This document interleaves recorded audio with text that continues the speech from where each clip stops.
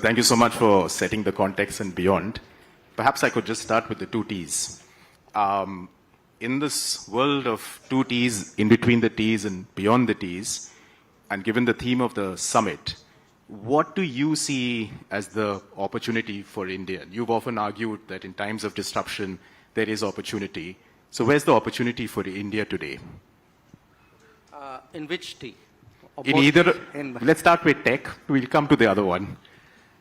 You know, I think there are opportunities conceptually of different kinds.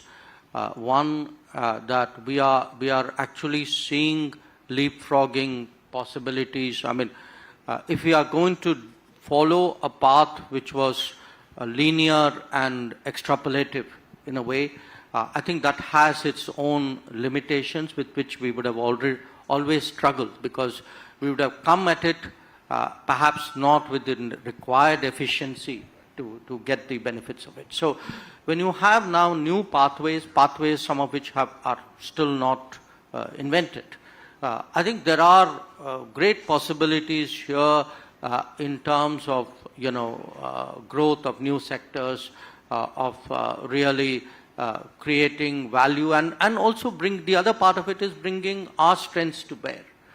Because at the end of the day, if a world is much more talent-centric and much more data-centric, I think that clearly is something which holds sambhavna for India. Now, again, it's not a given, you know, because you know, often when we get into these discussions, it's like, you know, that's a slam dunk. That's surely going to happen. Nothing in life is surely going to happen. I mean, these are options. We will have to still have the right policies. In many ways, make up for deficiencies of the past, and try to really address it.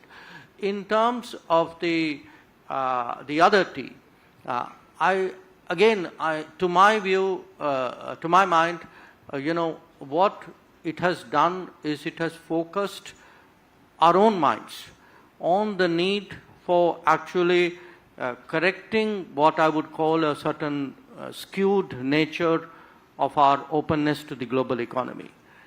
You know, many of us have argued for a long time that our more complementary partners are actually in the West. I mean, these are areas, these are economies where real growth is possible.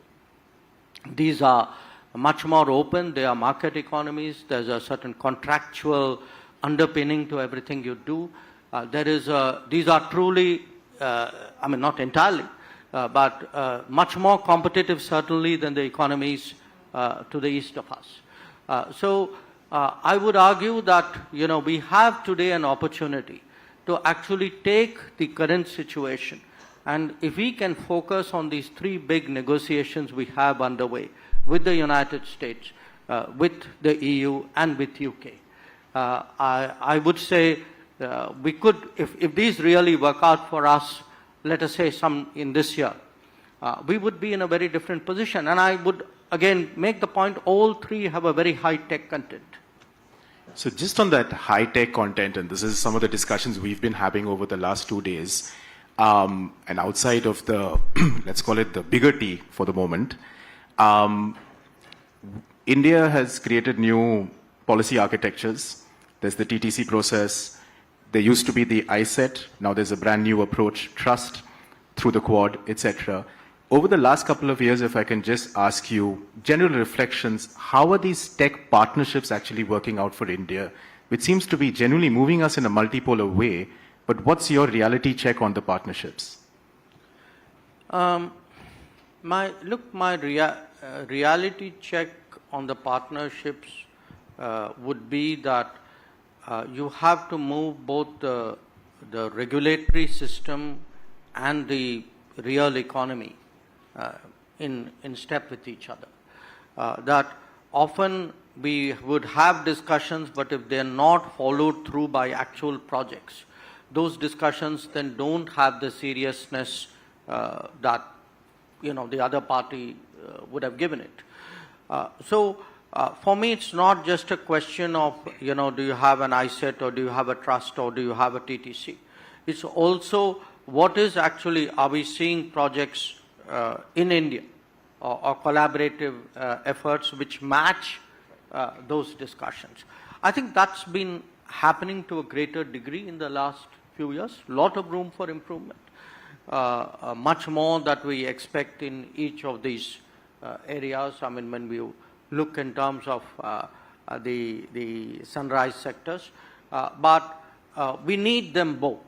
You know, we again, unless we have, because the reality of export controls is back. Not just back, actually it's back with a bang. So if you don't have those conversations, but you don't have also that energy from the industry, you need them to feed on each other. I just want to come to the US for a second. And the last couple of days, there's been intense discussions about how do you put substance into trust, whether it's on AI, biopharma, nuclear, defense, and a range of other issues. But I think almost every big tech company and their captains sitting here and otherwise have brought to the fore the point that is there a risk in investing too much in trust given that the other T hovers? So can trust be trusted?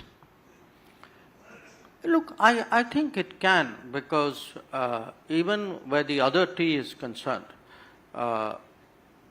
do recall that, I mean, within a month of the change in administration, we actually have conceptually an agreement that we will do a bilateral trade agreement, that we will find a fix which will work for both of us, because we have our concerns too. And it's not an open-ended process, because that's often the frustration of trade negotiations. You know, we did 4 years of talking in the first Trump administration. You know, they have their view of us, and frankly, we have our view of them. The bottom line is that a deal didn't get done. So if you look at the EU, I mean, you know, often people say we've been negotiating for 23 years, which is not entirely true, because we had big blocks of time when nobody was even talking to somebody else. But they have tended to be very protracted processes. This time around, we are certainly geared up for a very high degree of, I would say, urgency. I mean, we see a window here. We want to seize that window. You know, so our trade teams are ready. You know, they're really charged up, and we have really, when I look at the trade teams, I mean, it's not my direct remit, but we have a lot to do with each other. I mean, these are people very much on top of the game, very sort of, I would say, ambitious about what they want to achieve. So we are trying to, in each case, to get the other side to kind of speed it up. Now, this is normally a complaint in the past which used to be made about us, that we were the guys slowing it down. So it's actually today the other way around. And I think that urgency we are trying to really communicate on all three accounts. My sense is probably in terms of the other parties' response, at least so far, the US has been fairly quick to respond to whatever has been tabled. But, you know, we'll now have to see after April 2nd how that picks up. The other question that keeps coming up is that India has done an incredible amount in the policy architecture in the last 2 to 3 years to really jettison the new critical and emerging ecosystem. We have a semiconductor mission, we have a national AI mission, we have a big summit that the Prime Minister will be chairing early next year perhaps. There is a push on quantum, on critical minerals. Each of these have a national mission. The question is there a contradiction that you see between MAGA and Atmanirbharta, what some now have started calling MEGA? No, look, I don't see a contradiction, because anybody who's been objective about the direction of the world would have seen the trend lines. You know, this didn't come out of the blue.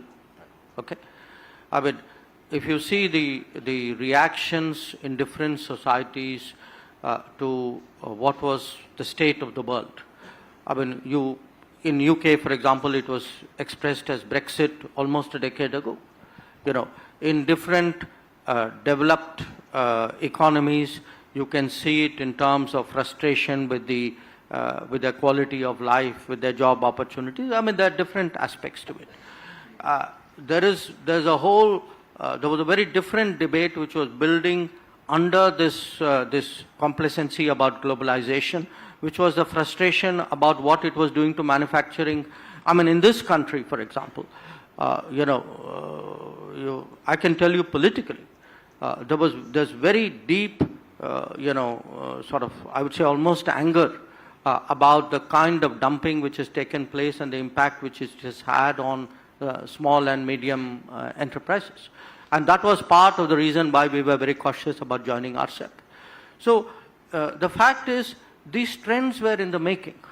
Some of us chose to not see it because of our own beliefs or our own interest or our own habits. So it hasn't come upon us suddenly, and the fact is, we now have to find ways of balancing it out. And I would argue that being in it for ourselves is not necessarily a bad thing. I mean, I think countries will find some equilibrium and will find partnerships and relationships rather than be, I would say, be pressurized by political correctness, saying, how can you not join that grouping? Because everybody else is joining the grouping. We've had arguments in this country that we should join something not because it's good for us, but because everybody else is doing it. So I think we need to have the courage and the honesty to say, yes, we are in it for ourselves.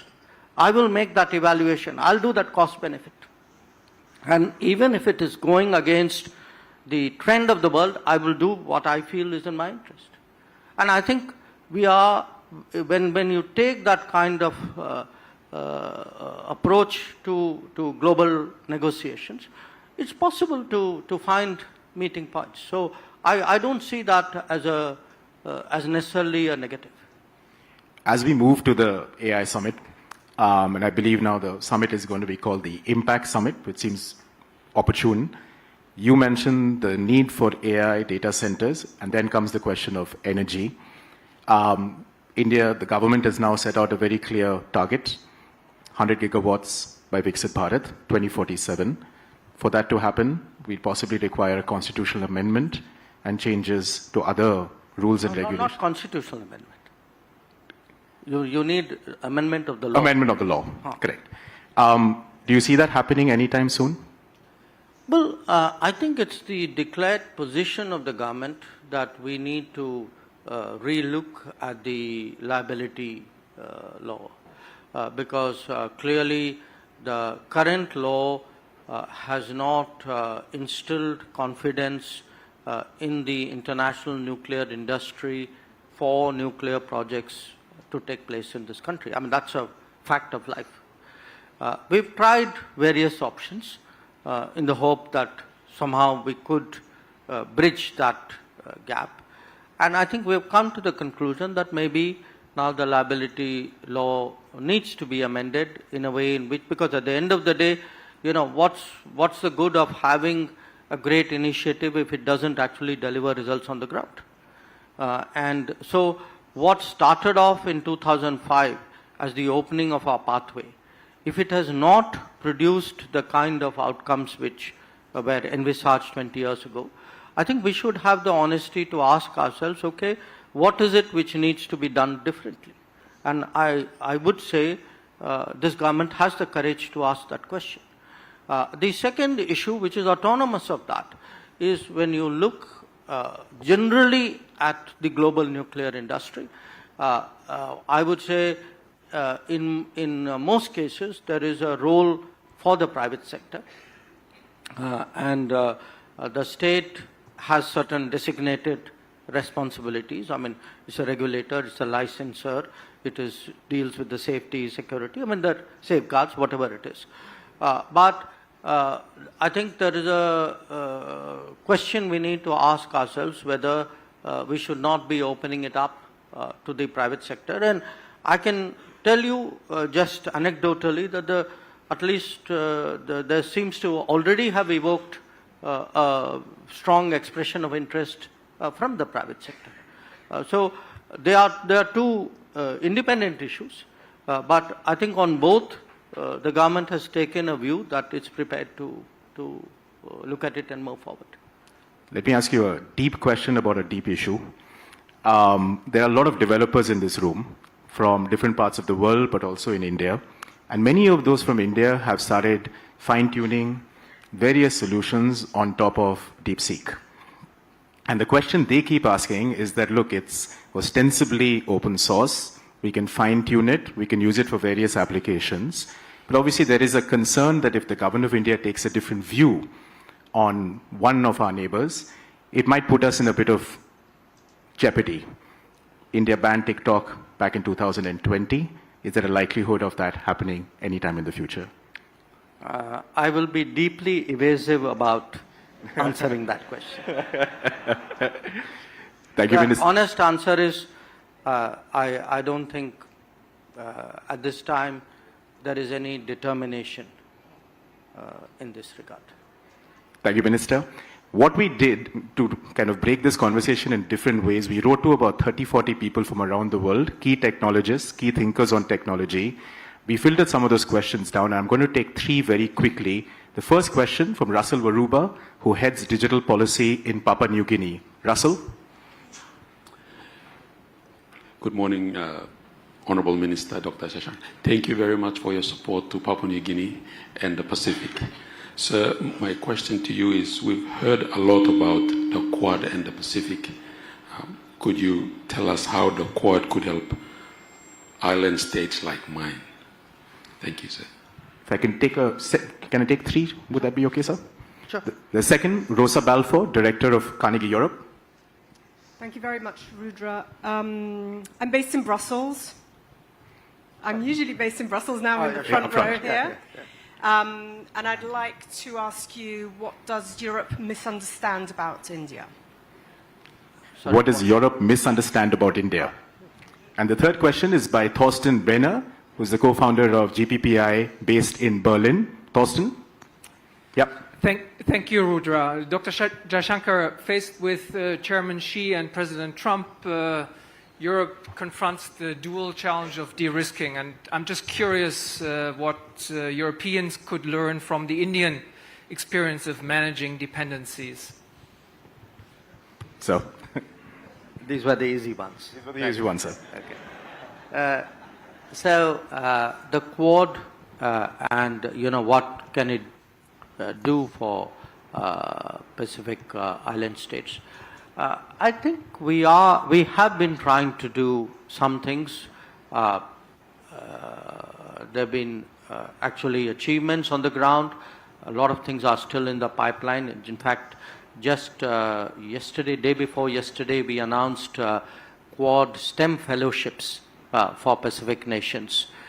So that's one example. But if I were to look at the bigger things we are trying to do, I would say there would be areas where individual Quad countries would be weighing in. There would be more collective, coordinated activities. Areas like, say, connectivity to some degree, telecom, responding to natural disasters, early warning systems, even health issues. So there's a fairly broad agenda there. What we've been trying to do on a bilateral level is actually the agenda is not self-fulfilling. We need the partner also to show their interest and move things. Say in the case of Papua New Guinea, for example, we've committed, now this is as India, to a space application center. We would be keen to help in health response systems, or in fact in matters to do with IUU fishing. So what the Quad does is it offers a whole lot of choices on areas which are developmental priorities of Pacific Islands. And it's up to the island really to exercise those choices. But it does certainly strengthen your hand, and in many cases give you very tested solutions, on weather forecasting, in issues like, say, dialysis, in 5G based on Open RAN.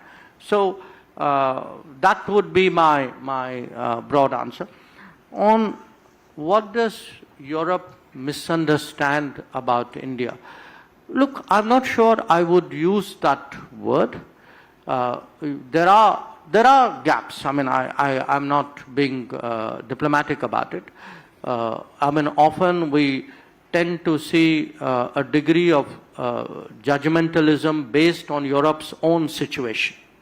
So to the extent Europe, look, Europe has had the good fortune of having a certain strategic comfort for multiple decades. For a continent which saw so much violence and bloodshed, then you've had really 70, 80 years. Yes, there have been some issues. Yugoslavia was one. I mean, what's happening right now in Ukraine is another. But by and large, Europe has enjoyed a period of peace, prosperity, stability, security, and complacency, which came out of it. So now Europe is compelled by global developments to perhaps conceptualize its own interests more sharply, and then see how it can secure that optimally. So some of our debates is, a region which is very secure finds it very hard to understand another which is going through very difficult challenges. So whether it is on an issue like terrorism, whether it is even on matters like, territorial, I would say, integrity and sanctity of borders, we have not always had the kind of understanding and support that we expected out of Europe. So I think today the strategic reawakening of Europe has created the basis for much more serious conversations on many more subjects, especially matters relating to security and strategy. And also the economics, and I would say the demographics, are bringing us together. That when I look, for example, at a country like Germany, when Chancellor Schulz was here in October, a lot of our conversations with him and his team actually revolved around skilled mobility of skilled talent to support German industry and German tech. So there are strong convergences. I think those convergences will grow with the passage of time. And certainly when we speak of a multipolar world, for us it's very important that Europe is a pole and thinks of itself as a pole. So for that reason, I'm actually somewhat optimistic of the turn of events. On the US and China, look, our experiences are very different. Some of it flows from what I said about Europe, that we've actually seen both extremes. For the first few decades after independence, very sharp contestation between US and China and getting caught in the middle of it. And then even worse, deep collaboration between US and China and being at the wrong end of it. So, neither situation for us. So it's kind of like a Goldilocks problem, So you want ideally a kind of an optimal situation, but they're not going to oblige the rest of the world. I think we are clearly heading for a period of sharp competition and contestation. And, different countries need to plan for it. That planning is going to be much harder. It's going to be much harder because in the past we could insulate sectors, saying, this doesn't matter, this is only trade. It's not political, it's not defense, it's not sensitive. I think what is our definition of what is sensitive has expanded. Nothing is only trade anymore. No investments are as purely, nothing is purely business anymore. Everything is also personal. So that world makes it much more complicated really to navigate this, but navigate it we must. I think this is actually going to be the predicament for the world, which is to do a more difficult journey with many more obstacles in a much more challenging kind of topography. We've got 10 minutes, 3 more questions. So I'm going to ask you to keep it very quick. Carlos Montes, professor at Cambridge University. Carlos? Yeah, oops. The screen disappeared, so I need to get my... I think you'll need to be a bit quicker. Yeah. So, thank you so much for your thoughtful... Thank you so much for your, thoughtful comments. The Prime Minister shared with me his pride in how India leads with technology that puts people first, which is very unusual in the world. And he pointed to UPI as a transformative example. And from your perspective, what are the key steps to ensure that Indian society maximizes this technology's potential, driving prosperity at home and abroad, particularly in these difficult times, and enabling India to fulfill its historic role as Vishwa Guru, a true teacher to the world? Very quickly, Lisa Curtis, CNAS in Washington, D.C. Okay. Thank you, Mr. Minister. It's very enlightening to get your perspective. The transatlantic partnership is being shaken like never before. Do you think China will seek to exploit this increasing divide between the Trump administration and Europe? And perhaps the best question for the last, one of our young ambassadors from the Kautilya School of Public Policy. Please go ahead.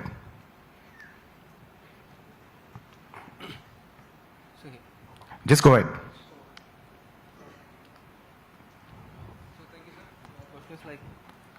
Can you hold up the mic closer? Yeah. There's no need to be nervous. You can just ask the question.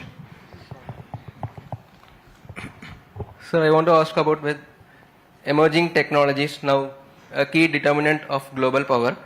How India will navigate the delicate balance between strategic tech alliances and maintenance of technological sovereignty. Do you also see a role for Indian academia in this process? Okay, so you got a question on DPI, Transatlantic Alliance, China, and India. Yeah. Okay. Look, on the, you referred to the UPI, but that's one example, a very important, successful one, but still one example. I would actually make the point that in the last decade, there has been at a societal level an enormous embrace of digital technology in this country. Now, we in fact assume it's happened all over the world. And as a frequent traveler, I have to say that is not exactly the case. When you go around the world, I'm very surprised how much more conservative many other countries and societies and people are about the application of technologies of digital technology, particularly to their daily lives. Cashless transactions are one very good example. Okay, if you look at our just raw numbers, the numbers are huge. And the transactions may be small, but to me the important point is if you have a large number of small transactions, that means it is actually seeped all the way down.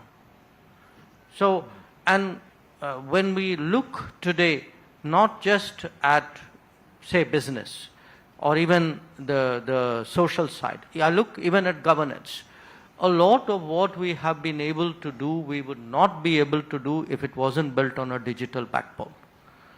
If we are today, let us say, we have a health system which covers about half our population today, it would be inconceivable. You know, we wouldn't know who the beneficiaries, who the eligible people would be. If we have, you know, we built 40 million houses, which means at 5 a house, about 200 million people have got houses. We wouldn't know who are the 40 million people who deserve that house, who are eligible for that house. So what it has done is, it has created, and you know, I mean, there are a lot of other services. I mean, you could say your passport has got easier, your income tax filing has got easier, your driving license has got easier. But pretty much every walk of life, when I see the ease and, you know, the confidence and the agility and the, you know, creativity with which people today are applying this to the daily problems, to the governance, to policy issues, to their transactions, I think it's actually something we should be very proud of. Now, how can it impact the world? To some extent through examples. Because one of the advantages of putting some of this in a global south construct is other nations, there are a lot of nations who believe that if it works in India, it will work for them. They believe that the conditions are similar and therefore these are replicable or transposable experiences. They may not believe it of the same technology or the same experience if it was happening in some other region at a very different level of development. So, you know, there is a, I would say, an exemplar impact as well. But here again, it's, you know, it doesn't happen by itself. That it needs leadership, it needs policies, it needs constant exhortation, motivation, marketing, call it what you will. It has to be very activist for it to reach that level of penetration and that degree of acceptance. And that, to my mind, you know, going back to your first question, that actually readies the society for a different growth possibility ahead, you know. I mean, it's not just a question of having a different pathway. The mindset and the capability and the instincts of people have to be differently prepared for a different pathway to be exploited. And that, to my mind, is the churning and change in India, which makes this today a possibility. On the transatlantic and would China exploit it? Look, it is a competitive world. It is a multipolar world. Every gap, every opportunity will be used by every player. You know, no player is going to constrain themselves out of respect for, you know, the fine feelings of somebody else. So if something shows up, I think as a general principle, you know, after all, it doesn't have to be China. I mean, tomorrow if two other countries have gaps between them, whether it is Europe or United States would exploit it equally cheerfully. So, I mean, we have to get real about this world and move out of both the political correctness that, you know, different people should have different standards of behavior and operations in the international polity, as well as a realization that the thinking of countries about their interests have changed. In some ways it had, you know, it was there inside of us, we just didn't say it. In some cases it has genuinely changed. So it's, and I'm not, again, I don't want to give you a kind of a vision of an anarchic Hobbesian world. I think there will be equilibriums. What we are probably going to see, instead of a overarching world order, which is very convenient for anybody in the political science, international relations business, we are actually going to see regional aggregates, you know, regional balances. So there will be a US-Europe balance. there will be a China-US balance. There will be a China-Europe balance. There will be an India balance. So it's these multiple balances which would be more autonomous of each other, whose aggregate and interplay would actually determine what the global order is likely to be. And the last issue on the the strategic interests and the tech sovereignty.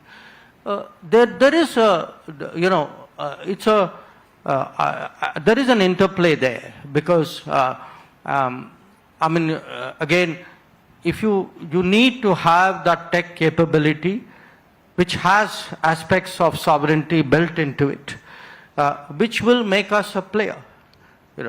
We cannot, a country of this scale and this size and this history and that ambition, we have to think of ourselves as a player and design our policies accordingly. And to do that, we need to get the alliances and the understandings right in different domains, certainly in the tech domain. So there will be some give and take, because when you work with other countries, sovereignty is always, to some degree, is a card you put on the table in return for some gain. So you work out what is an ideal degree of cost and benefit out there. I think that would apply to the tech world as well. But I think it's very important, therefore, to be judicious, because the nature of the business is so profound.